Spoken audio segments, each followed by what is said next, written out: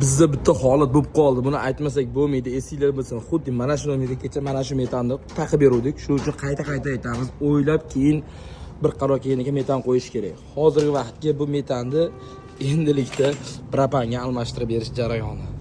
Ahamiyat berib qo'yasizlar. Bunga metan qo'yiluvdi, egasiga yoqmabdi ekan. Endilikda propanga o'zgartirib beryapmiz.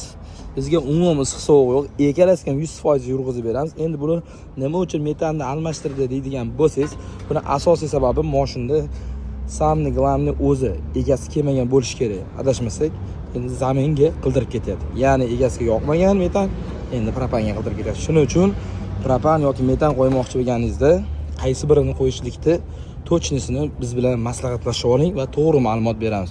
Bu avtomobilga metan ham, propan ham zo'r tushadi, lekin afzali propan. Shuni bilib qo'ying, afzali propan. Chunki propanda aktam 95 beradi. Endi qarang, shuncha xarajat, shuncha joyda teshilgan.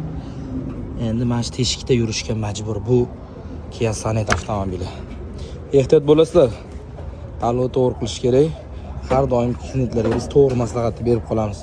Aytdik, propan qo'yinglik, yo'q, men metan qo'yaman dedi. Endi mana metanni eshittirib, propan qo'ydiryapti. Faqat teshik bo'lib qoldi mashina endi.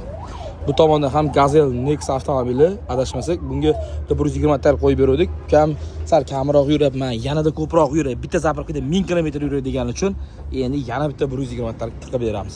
Xizmatlar bo'yicha Guliston metan gaz har qanday avtomobillarga Optim propan metanni sizga taklif qilib qolamiz.